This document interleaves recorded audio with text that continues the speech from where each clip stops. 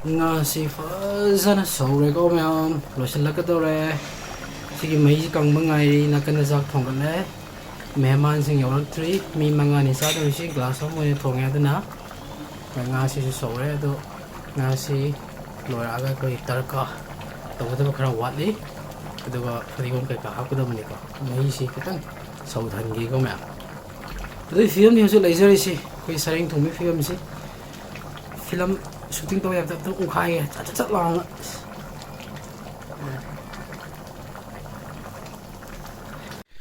hello silino mayam ngasi su ekhoi anoba video ba puno luxury ko ngasi gi video sisu mayam gi demand gi ekhoi sareng thongmo in tawjarani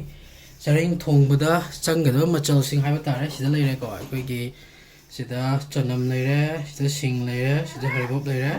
टमाटर अनि लौरे प्याज अनि म सोइजरे अदु मरोइ नको पियना मना खरा लेरे सिदा दुगा मोटेक पा खरा हाफ के नको मोटेक पा हुमरी म लौरे अदुगा सिदा आलूगा हवाई nga दु सिदा लेजरे मया को सिनी थोंग दो रिसि nga से मको अनि एक्स्ट्रा सारेंग नतबा तो पंगा gi makok ama ine lojara pune ide makok yam pam me nako aduga si oil to tare mem ngani si tapna tapna ko aduga khoi methi maru khara maga aduga manipur gi machal sima su hap jagani ko ma thau si haiba yar e thau hai jarage nga si kilo mani ko ma da thau se dum kitang yaman ge okay यार खाओसी ऊपर ये सांस okay से यार ने खाओसी सारे मई नहीं था बता मई से मुट करेगा तो था का चगे मई हर नहीं था के अदुगा तेज पत्ता माने तो आने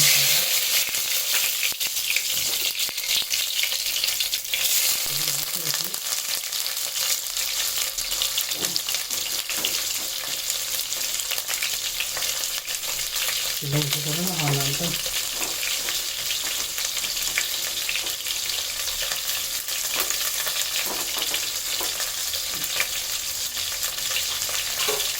आप रेडी करो मेथी मुर्गा हाफ सरे याद रो से यार हाफ सरे क्यों यार ना यार नहीं Miami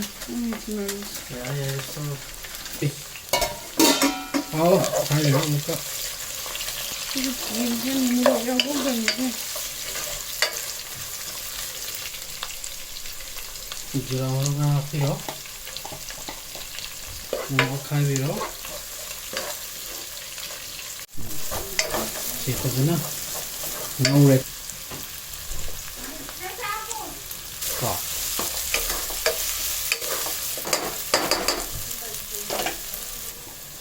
통화 아버지 mấy chuyện gì khác nó bắt thành nó có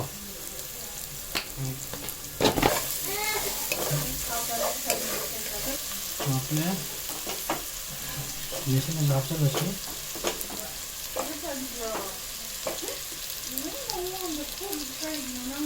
một cái ống mà đi xem học là gì vậy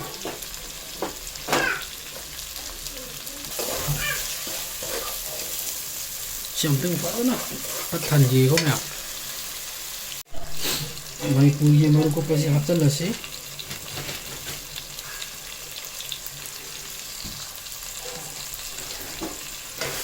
de okai de lasi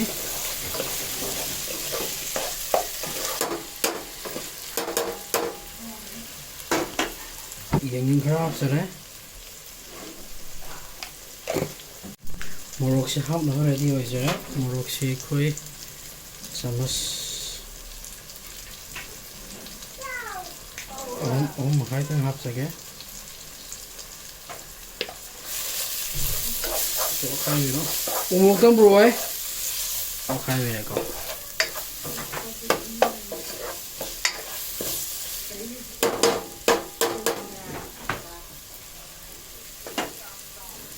một tấm hấp gì một fresh không fresh gì cả trên này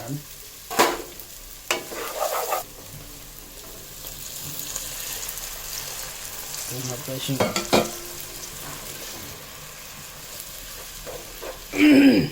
Zikan na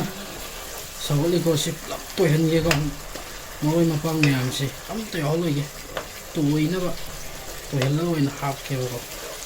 si ko hele kan ni amu ha tha ba ko ko mo di mun nu ku ni nga di ku dia ba film se le ho se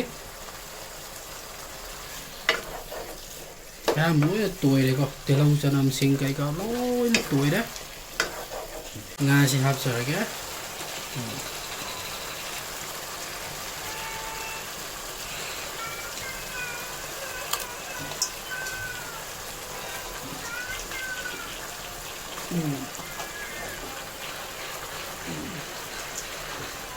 Nandi Sareng Thongba phangde ko ngasi direct kilo ama gram chama ga yankhai mak ta yung phangi nandi kilo hai ta phang ko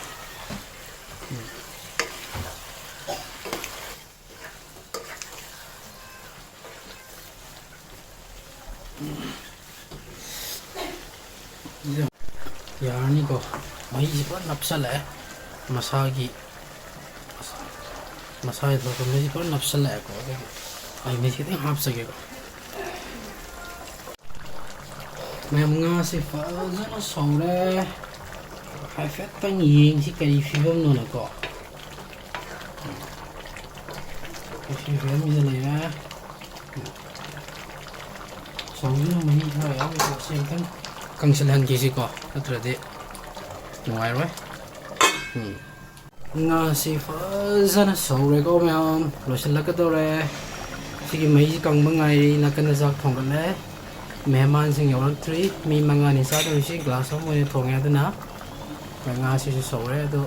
nga si lo ya ga ko tar ka to da khara wat li do ga phri gon ka ha ku da mani ko mai si kitang sau than gi ko ma do film ni su laser si ko Sareng Thongba film si film shooting to ya ta to khai cha lang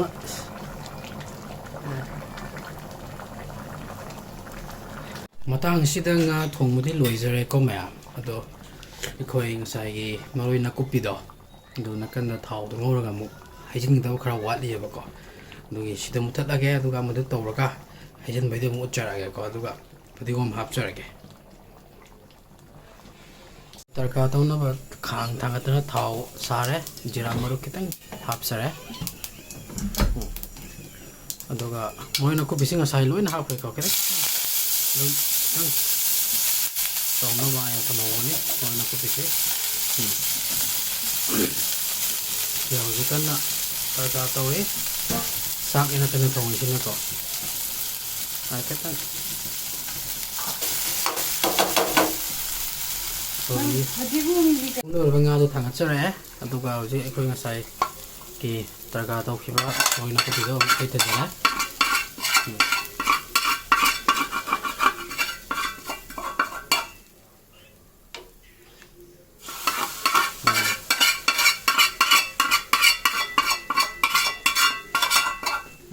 Giam nung siya.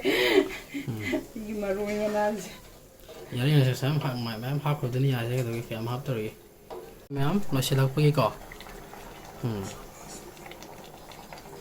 Tumulog yan mo. thumlo yare ekdam perfect oi re Perfecto. yare okay dan isi ki ma'am Sareng Thongba loizare